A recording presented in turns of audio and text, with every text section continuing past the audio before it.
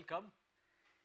In the last class, we were studying what we can possibly learn by looking at the electromagnetic radiation from the sun.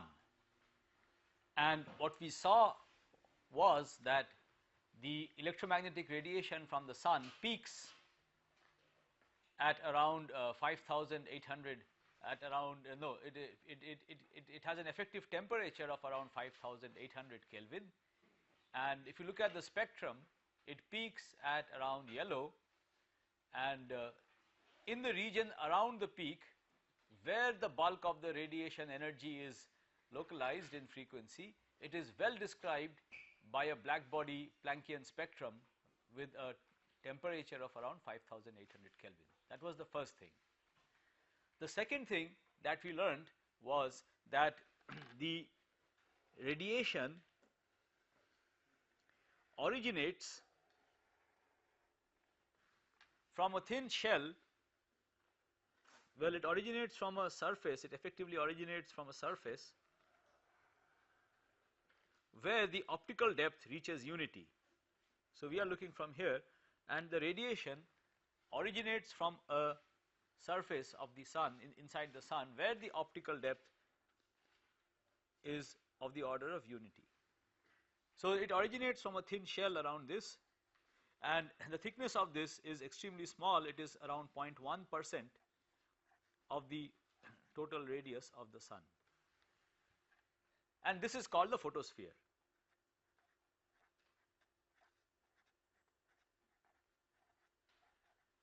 So, the photosphere is where the optical depth reaches 1. So, the radiation that we receive originates from here, and there is evidence in the radiation that the temperature of the sun increases as you go inwards. So, the temperature increases as you go inside the sun. So, there is evidence that the temperature increases as you go in. These were the three things that we learnt in the last class. Today, let us try to work out what the interior of the sun looks like. Okay. So, we start off by considering this to be a spherical mass distribution, some gas, okay, which is in hydrostatic equilibrium, and we have written down the fluid equations, if you remember, and in the situation which you use to describe hydrostatic equilibrium, the equations are quite simple. So, the equation, there is only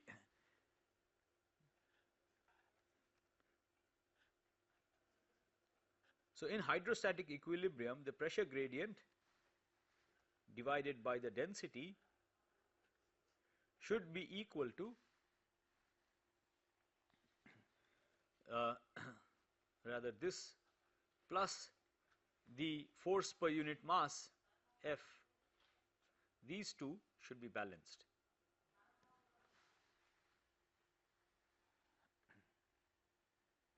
Okay.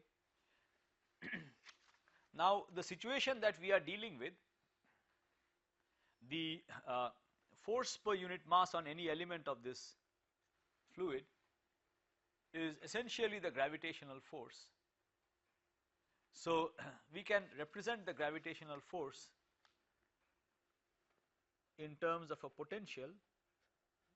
So, this is minus grad phi,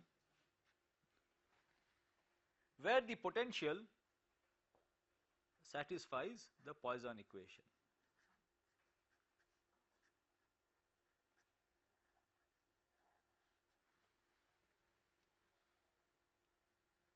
So, inside the sun, the pressure gradient essentially balances the gravitational attraction of the material inside. So, if you consider this element of the fluid, the pressure gradient across this balances the gravitational attraction of all the material inside this sphere, okay, which is what is there in this equation. It is a self-gravitating system. Now, in order to solve this equation, we need to know what the density is. We need some relation. See, there are two unknowns, there is the pressure and there is the density. We shall start off with a very simple assumption. Our assumption here is that the density inside the sun is a constant. So we are going to make the simplifying assumption that rho is constant.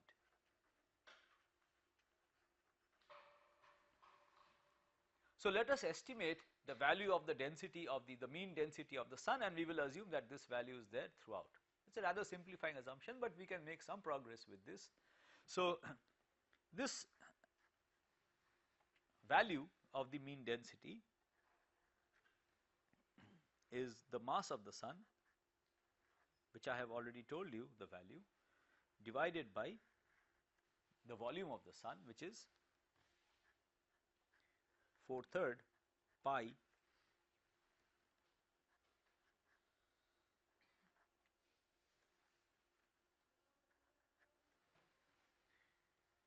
and I have already given you these values.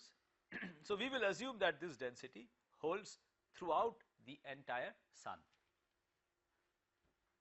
okay. And if you put in the values, so this is 2 into 10 to the power 30 kilos, this is 6.96 into 10 to the power 8 meters. I have already told you these values. So if you put in all of these numbers, the density, the mean density of the sun comes out to be 1.4, let me express it in grams per cc, grams per centimeter cube. Okay. So the density of the sun we see is comparable to the density of water, right. For comparison, let me also tell you the density of the earth. This is for the sun. The density of the earth is around 5.5 grams per cc, centimeter cube. Okay, so it is roughly 4 times denser, the earth. Okay, so the density of the sun, the mean density, is comparable to that of water, and you might naively think that this is some kind of a liquid, but it is not so. This is mainly made up of hydrogen, and the temperature inside is sufficient, temperature and the density inside is sufficient to ionize the hydrogen. So this is essentially a plasma where you have the charge, the protons and the electrons free inside this. The total charge is 0, but the protons and electrons are not bound to each other, they are free, and they both behave like perfect gases. That is the situation, okay. So we are going to assume that the average density inside is this, and it is a constant. So with this assumption, let us go ahead and try to solve this equation. So solving this equation is now, with this assumption, quite straightforward. We also have spherical symmetry. So we will just multiply this over here, and what we have then is grad P is equal to, so grad P is equal to this, if I put it here, the minus sign cancels out, then I take it onto the right hand side. So this is equal to rho into grad phi with a minus sign.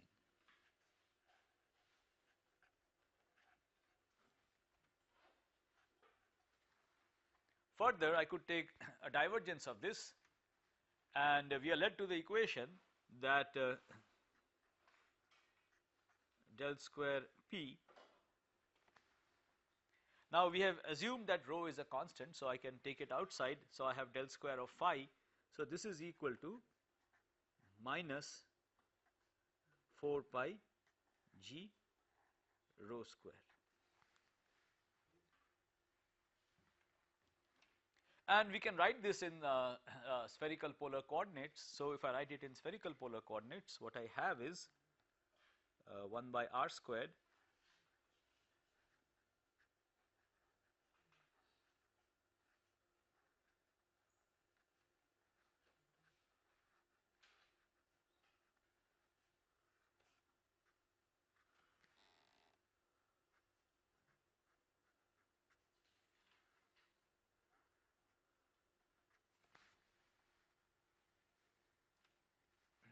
okay. So this is we have to now solve this equation. We are working in spherical polar coordinates. So we integrate this equation from the inside towards out, and if you integrate this, what you get is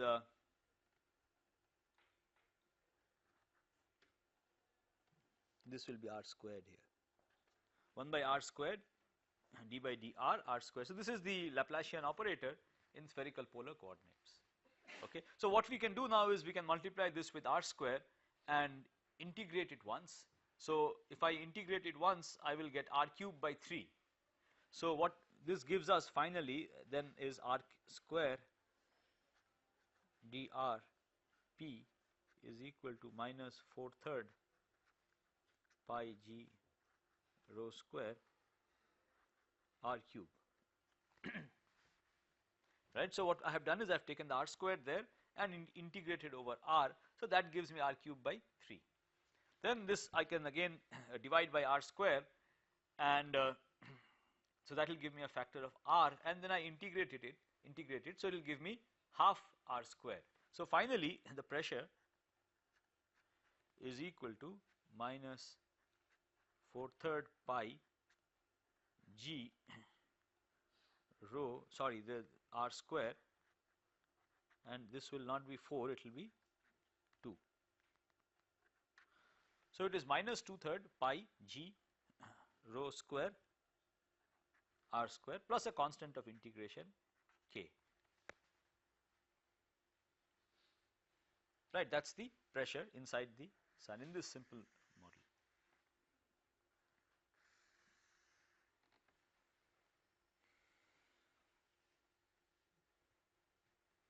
Okay. Now let me ask the question, what is the pressure at the surface of the sun? We have to put some boundary condition, so we can measure things at the surface, and let us ask the question, what is the pressure at the surface of the sun? Now obviously the pressure outside is 0, so the pressure at the surface of the sun has to be 0, that sets the boundary condition. So at r equal to r naught, p equal to 0, at r equal to the radius of the sun, and we use this to determine the constant k. So with this, imposing this boundary condition, what you have is that the pressure P is equal to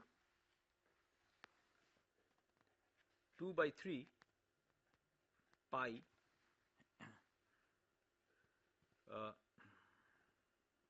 okay. Further, it is convenient to express this density in units of the total solar mass. Okay. So this then can be written as 2/3 pi g m sun by 4/3 pi r sun cube, that is the density, the square of this, that is the density. So we have 2/3 pi g rho squared, 2/3 pi g rho squared, and then we impose the boundary condition and we have a term. So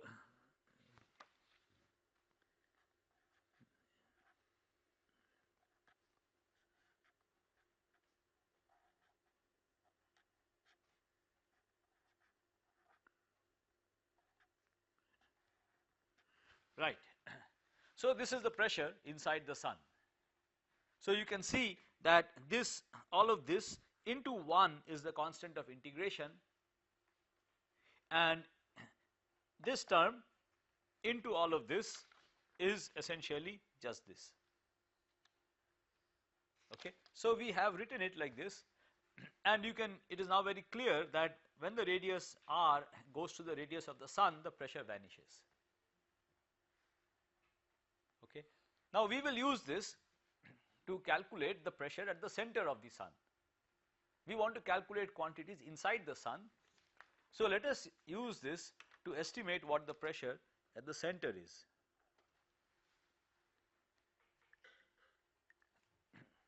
Okay. So the pressure at the center, at the core of the sun,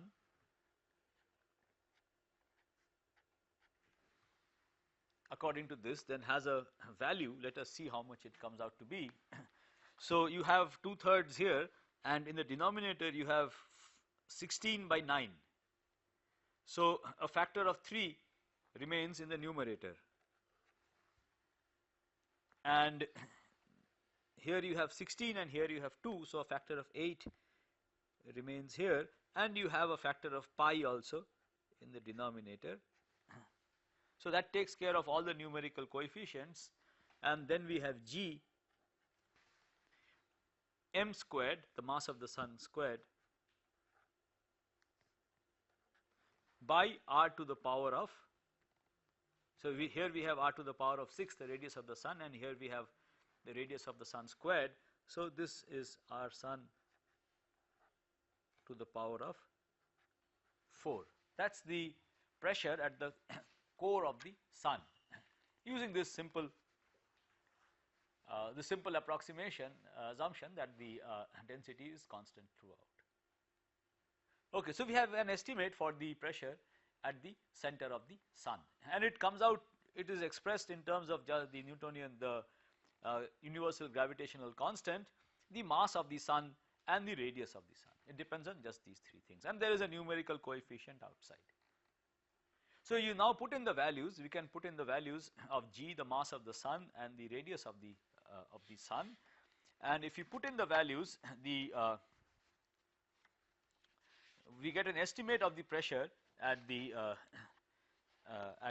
center of the sun, and this comes out to be equal to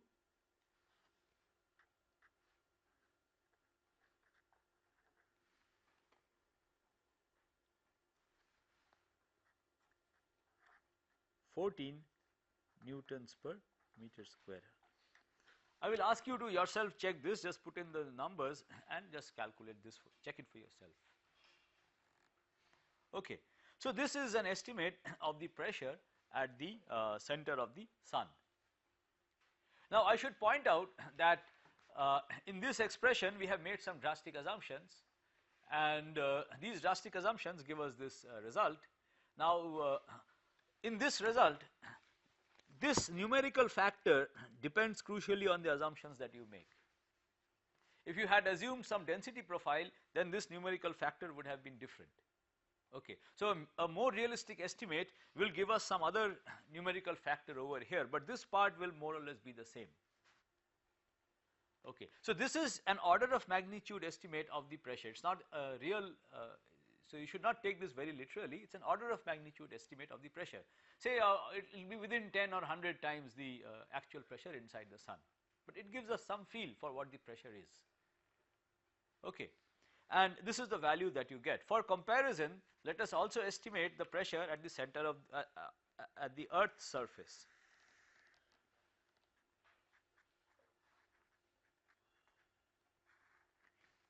Earth's surface, we know the pressure is equivalent to 76 centimeters of mercury, and we know the density of mercury. So we can calculate the pressure at the surface of the Earth, and the value comes out to be of the order of 10 to the power 5 newtons per meter squared. That is the pressure on the surface of the Earth.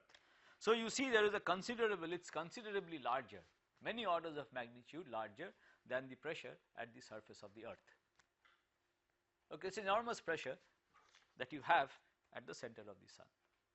Basically the pressure is balancing is due to the entire weight, the gravitational is balancing the gravitational attraction of the entire mass that is above this. Okay, just like you calculate the pressure at the earth's surface, you take the air column above the earth and the weight of that is the pressure. Okay, similarly here you do exactly the same thing, except that the gravitational acceleration also changes with r, the density could also possibly change with r, we have not taken that into account over here. Okay. Now next we would also like to estimate the temperature at the center of the sun. Okay. Now to estimate the temperature at the center of the sun, that is, so we will assume that the we have pure hydrogen. Now we know that the sun is actually a combination of hydrogen and helium mainly. There are other elements, but they contribute insignificantly to the density. The density of hydrogen is also considerably larger than the density of helium, so we shall for the crude approximations here ignore helium and just proceed with hydrogen. Okay. So for any gas, if it is an ideal gas, then the pressure and the temperature are related as follows.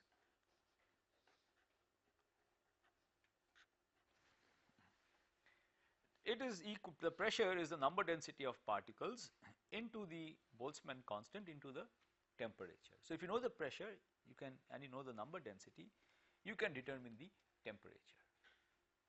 Okay. Now the number density N is the mass density divided by the mass of individual particles.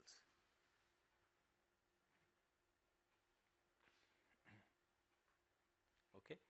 And if I have many species of particles, I have to then add up the contribution from each of these species.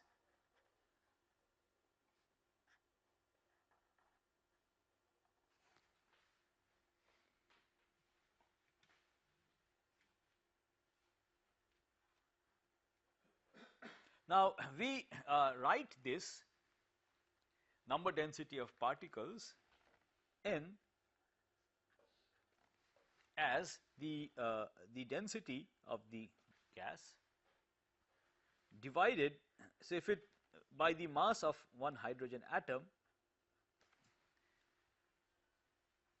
So if it were purely hydrogen atoms, this is the number density that you would have into this factor mu, which is the mean atomic weight of the constituents. Okay, so mu is the mean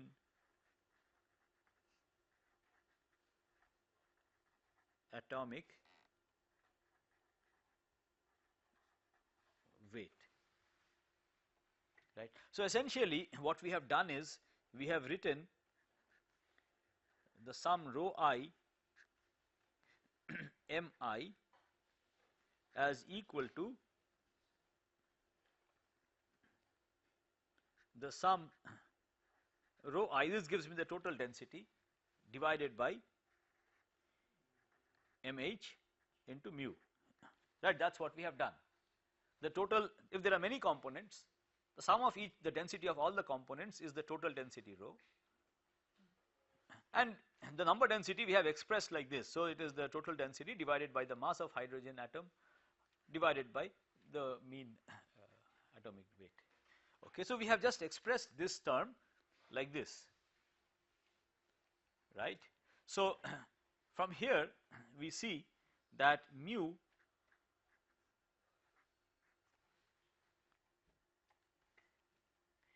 is equal to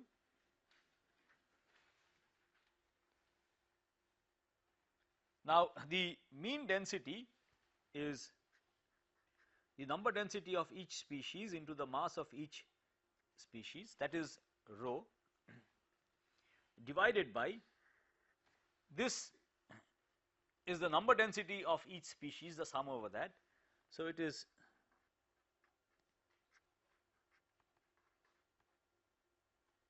this is Ni. right. So it is essentially the number density of each species into the mass of each species divided by the sum of the number densities of all the species into the mass of the hydrogen atom. That is what you mean by the mean atomic weight, right, in units of the mass weight of the hydrogen atom. Okay. So this is the this is how you calculate the pressure, and here we are assuming that we have only hydrogen and the hydrogen is ionized. Okay, the temperature and the pressure are adequate to ionize the hydrogen. So we are assuming that the hydrogen is ionized. Okay. So if the hydrogen is ionized, then we have two species, we have the protons and we have the electrons. Okay. The mass of the electron we know is negligible compared to the mass of the proton. Okay. But the protons and the electrons contribute the same amount to the number density, right. So from here we can say that mu, so in the numerator we have the contribution only from the protons because the mass of the electrons is negligible. Okay. In the denominator we have the contribution from both the protons and the electrons. So the numerator is essentially Ni, where Ni is the number density of say protons into the mass of the hydrogen atom, Nh let us say into Mh. The denominator is Mh, and here the electron and the proton density are same, so we have 2 Nh. So this comes out to be equal to half. Okay, so for ionized hydrogen this is half. If you put in a fraction of helium, then it will get somewhat modified. Okay, the mean atomic weight for ionized hydrogen is half, so we can use this. So all that you have to do to estimate the temperature is you have to T is equal to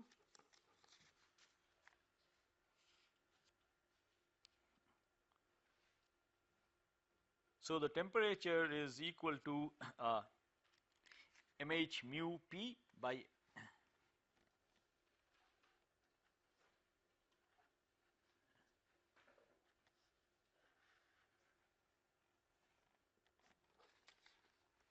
and you have to divide by rho into Kb.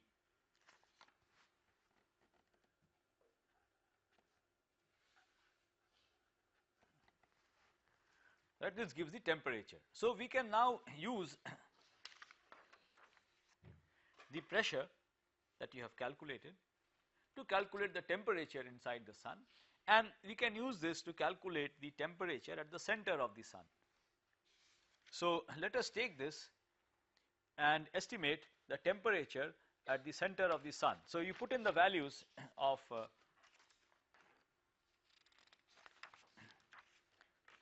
so we know the density, we have just estimated it, 1.4 grams per cc. You know the Boltzmann constant, the hydrogen mass of the hydrogen atom, and here you put half, put in all of these factors, and you get the temperature. The temperature comes out to be equal to, if you use this, the temperature comes out to be equal to 5.8 into 10 to the power 6 Kelvin, somewhere over here. Okay. So again, don't take this number very seriously. The main point is that the temperature also will scale proportional to these factors, and it will have some numerical factor which could be off by a few say 1 order or so. Okay. So the temperature at the center of the sun, from what we have estimated, is somewhere of the order of tens of millions Kelvin. It is extremely hot, which is adequate to ionize all the hydrogen. So what I have told you is also validated here. So inside the sun the hydrogen is ionized, the temperature is of the order of tens of millions Kelvin, and it falls off to around 5,800 at the photosphere. Okay. So the temperature is around few million, tens of millions of Kelvin here, and it falls off to around 5800 Kelvin at the photosphere. So, this is the temperature gradient as you come outside. Okay, with these simple estimates, this is what we arrive at. Okay. Now, the radiation also then, let us see what kind of radiation do we expect at the center of the sun. So, if you have tens of millions of Kelvin, what kind of radiation do you expect at the center of the sun? Obviously, it is not going to be in the visible, right. At such high temperatures, X-ray is the most dominant kind of radiation. So, at the center of the sun, you predominantly have X-ray. Okay. So, at the center you have predominantly X-ray, and then this light propagates outwards, and by the time you are at the photosphere, you have lowered the temperature of the material and the radiation, and you have a temperature of around 5800 Kelvin. Okay. So, now we have also studied radiative transfer. So, let us now take a look at the propagation of this radiation from the center of the sun to the outside. That is the next thing that we are going to look at. Roughly, let us try to get a rough picture of how the radiation comes from the center of the sun to the outside. Okay.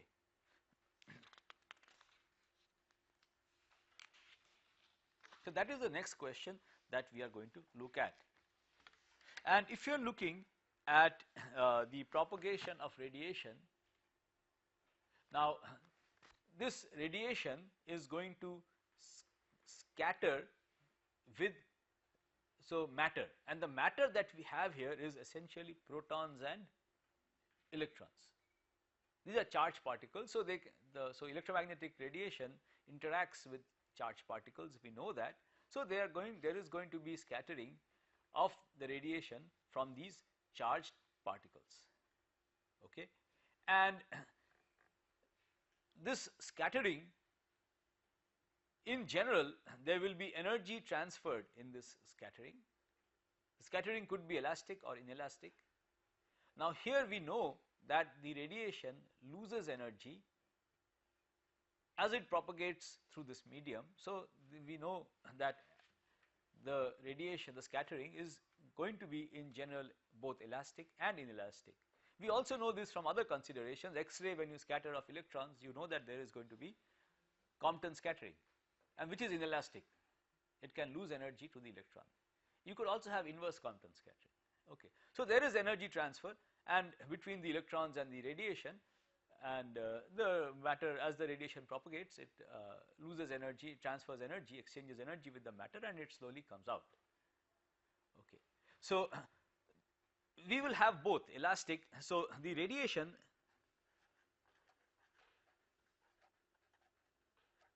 will be scattered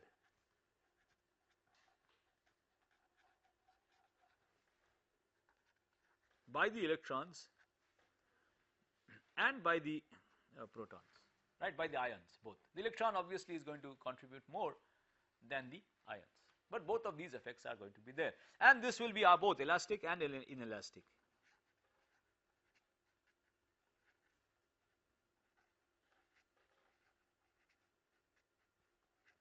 Both of these will be there. Now, we know, so let us try to estimate the mean free path of the radiation inside the sun. Okay. And we know how to estimate the mean free path. We have discussed this quite some time ago when we were discussing radiative transfer. So, the mean free path, which we can denote by L, that is the mean distance between which the photon propagates freely before it encounters a scattering, before it interacts with the matter, right, is decided by where the optical depth becomes unity inside. Okay. So, what we have to do is consider a photon which starts off from somewhere, and see where the optical depth becomes unity. When the optical depth becomes unity, means it has interacted once, high probability it has interacted once. So this is essentially the condition that the length, the distance into the absorption coefficient should be unity, or this mean free path we have seen is 1 by the absorption coefficient inside. Right, we have seen this. And the absorption coefficient we know is the number density of particles into the scattering cross section of each particle, right. So let us consider, for making a simple estimate, let us just consider one process, the Thomson scattering, elastic scattering, okay. So for elastic scattering, we know the Thomson scattering cross section. We have discussed this already when we were looking at the Eddington limit. This is in a problem. So the absorption coefficient inside the sun we can estimate to be the density inside the sun, which we have already estimated, divided by the mass of the hydrogen atom. This will give us the electron density. We are assuming that the electrons will primarily scatter the radiation through Thomson scattering. In Thomson scattering, what happens? Let me draw a picture. So in Thomson scattering, this is my electron. The radiation incident on this is scattered into some other direction, and you can treat the electron as oscillating because of the incident electromagnetic radiation's electric field, and then calculate the dipole radiation from that oscillator. That's Thomson scattering, okay. And Thomson scattering, we can assume for our purposes, it sends the incident radiation into some other direction, its frequency does not change. And the scattering cross section of Thomson scattering, we have already discussed, mentioned this earlier.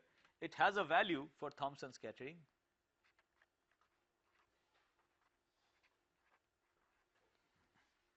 and it has a value sigma which is independent of frequency, and the value is 6.65 into 10 to the power minus 29 meter square. We have already discussed this earlier. Okay, this is Thomson scattering. So the electrons inside the sun will scatter the radiation, and the number density of electrons is the number density of hydrogen atoms, same, because it's all ionized, singly ionized, so it is the density divided by the mass of hydrogen atom into the value of sigma. This will give me the absorption coefficient, and 1 by this absorption coefficient will give me the mean free path. If you take these numbers, we have already estimated this we know, and this we know. So you take these numbers, put them in here, and this comes out, the mean free path comes out to be equal to, so the mean free path comes out to be equal to 17 into 10 to the power 3 minus 3 meters. So it is around 1.7 centimeters. Okay, this is the minimum. This is the minimum scattering that you will have. In reality, the scattering could be more. The density could be higher towards the center. Further, you could have other inelastic processes also contributing, the Compton scattering, etc. And you would expect the mean free path to be actually smaller than this. Okay, and more realistic estimates tell you that the mean free path is around half a centimeter. This is around 1.74 times smaller.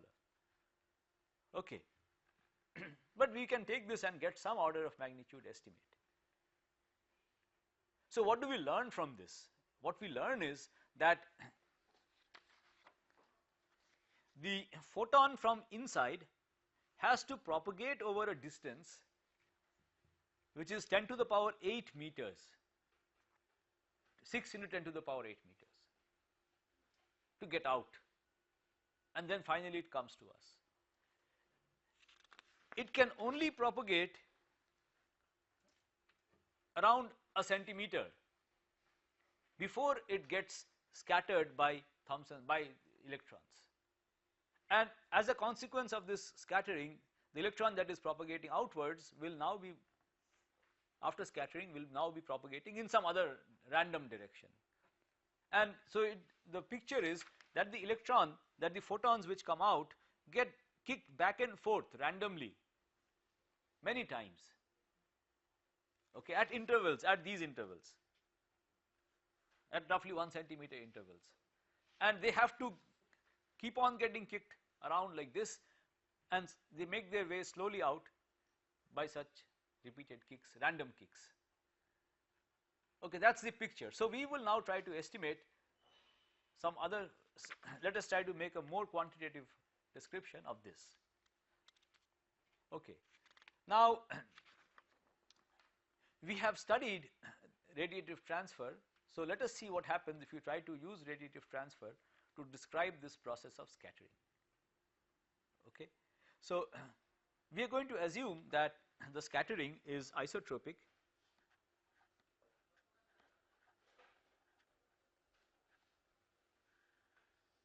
That's what we are going to assume. Okay, it is isotropic, and it is, so it sends off the incident radiation. So we are modeling scattering as a very simple thing, elastic and isotropic.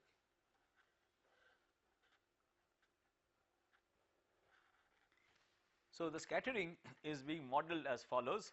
There is some incident radiation. What the scattering does, is that it sends it off in some random direction, the frequency remaining the same. Okay, that's our model, simple model.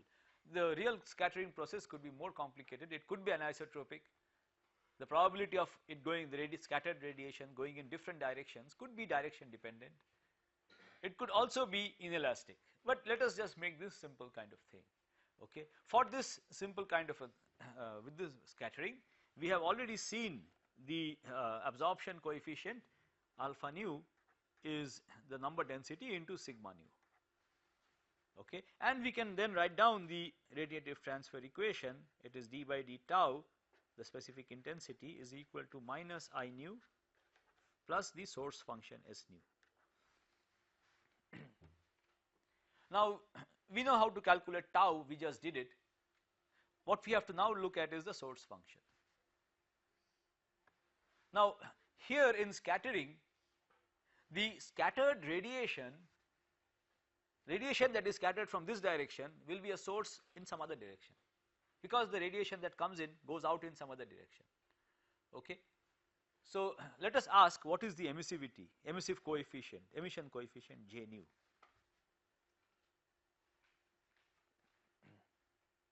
So the emission coefficient we can calculate, that is the radiation emitted per unit volume in a certain direction. Okay. So the incident radiation is I nu, and radiation from all directions will be absorbed equally. So I have to integrate over all solid angles,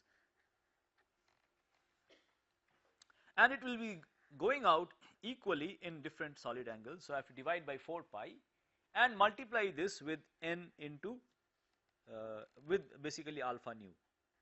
So the emission coefficient is the absorption coefficient into just this factor, right. The radiation that is incident gets scattered into different directions, that is all. So if you put in that fact, the emission coefficient and the absorption coefficient are related like this. So the incident radiation from all directions, you average over that, and then it gets randomly distributed over 4 pi. So from here it is clear that the source function, which is J nu by alpha nu, this is equal to the integral I nu by 4 pi.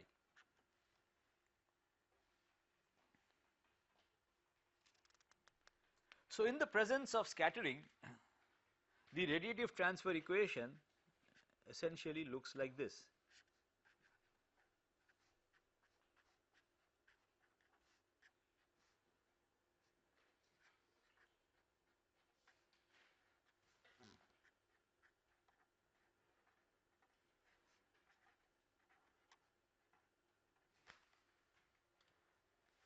right.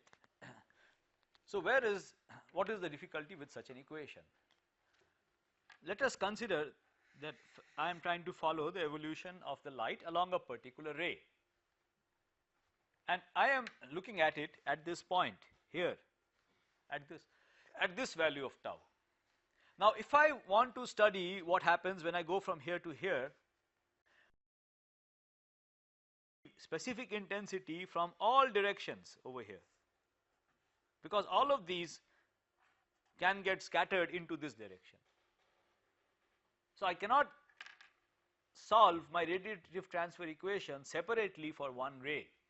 I have to simultaneously solve it for all different rays at all different locations, which is so this is an integral differential equation, and it is extremely difficult, okay. Integral differential equation, okay. This is extremely difficult to solve, and in general there are no, there are no general solutions available like we had when there was no scattering. In this case with scattering, it is, you have to make approximations and then proceed, okay. So it is a very difficult problem, we shall not go into this. We shall analyze the whole issue in a kind of simple approach. The approach that we shall make is as follows: we shall model this whole thing, the whole propagation of this radiation, as a random walk, okay. So the incident, just look at any one photon. This is a photon like this, it gets scattered over here, and after the scattering it goes in some random direction, and then again it gets scattered over here and it goes in some random direction, let us say like this, and again it gets scattered over here and it goes in some random direction, could be here, okay. And in this process the photon moves around, that's the motion. So it is called a random walk. So at every step, at every scattering event, the direction gets shifted to another randomly chosen direction, okay. This is called a random walk.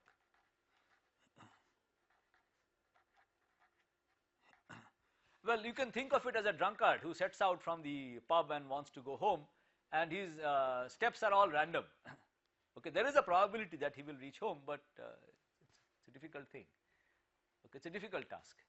So the photon here also starts off from the center of the sun and it gets kicked around randomly. There is a chance that one of the photons will escape and come out, okay. So we would like to now understand how the photon propagates under such a thing.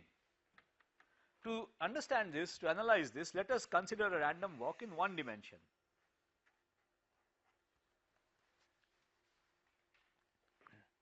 So there is a one dimension x, you can call it x axis, and my photon starts off from here. In 1D, one dimension, it is quite simple, it can either go to the left or to the right. So let us say that it goes one step to the left, and in my next step, so this is the first step, step 1, okay. Then in my second step, again it can go either to the left or to the right. So it could, let us say it goes to the right once, this is step 2, okay. And each step it randomly decides whether it will go to the left or to the right. So what we will do is, let us consider the position of the photon after n such steps, okay. So we will call this the position of the photon after n steps, and this will be a sum of small x1, that is the first step, plus the position after the second step, third step, plus the fourth step, etc., all the way to xn. And these xn's are random numbers, they could either be plus 1 or minus 1, okay, or they could be plus some random number and minus some random number. So if you now ask the question, what is the mean?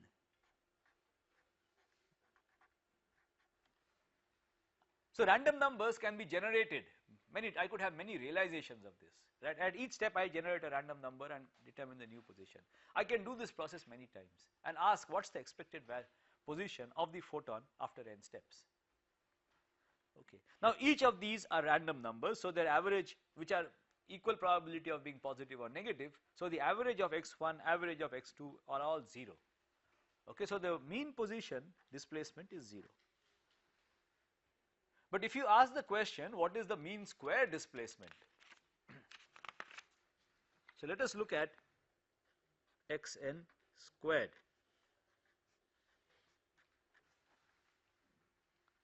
So this will have x1 squared, the mean of this, plus x2 squared, the mean of this, and n such terms, plus there will be 2 x1 x2, the cross terms. Okay. Now we know that if you have two random variables which are independent, then the mean value of the product is the product of the mean values. Okay, so this term is essentially the same as x1 x2 and it is 0. So it is only these n terms over here which contribute. There are n such terms. Okay, and the magnitude, so this is the mean square, mean square displacement for one step, and this is going to be the mean free path of the photon, right. So we know that the mean square displacement after n steps is going to be the number of steps into the okay, so this is the mean free path. So this I can write it as this, the mean free path squared. Okay, that's the mean free path squared. That is the typical distance between each scattering. Okay, so now you see that the photon, so to cover a distance, okay, so let us see, to cover a distance, our sun,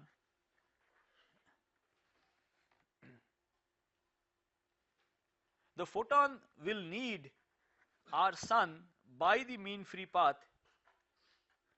the square of this, these many steps, right, for the photon to come out from the center of the sun in steps of the mean free path, random steps of that size, the photon will need these many steps. Okay. And the time the photon takes for each step, so we want to estimate the time the photon takes to come out from the center of the sun. Okay, the time for each, this is going to be the time for each step. The time for each step is the mean free path divided by c. This into the number of steps, which is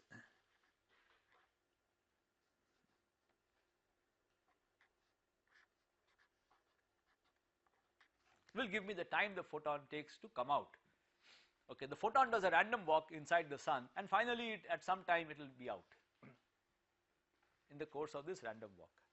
So this is the time that it will take. It has to take these many steps, and this is the time for each step, which we can write as the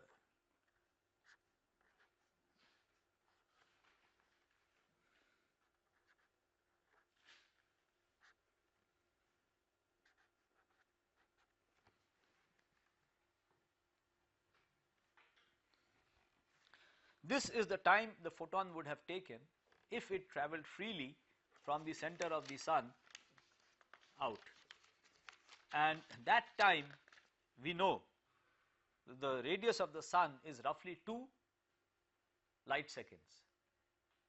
Okay, the radius of the sun is roughly 2 light seconds. So this will be 2 seconds into the ratio of our sun by the mean free path. Okay. So let me remind you what we are discussing. If the photon propagates freely from the center of the sun outwards, it will take barely 2 seconds to come out.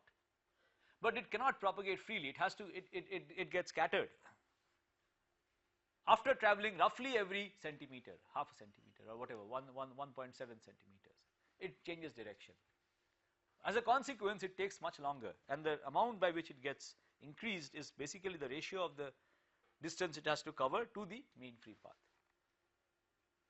Okay, so if you now put in these numbers, we have estimated, we know both these numbers. If you put in these numbers, this comes out to be somewhere around 7,600 years.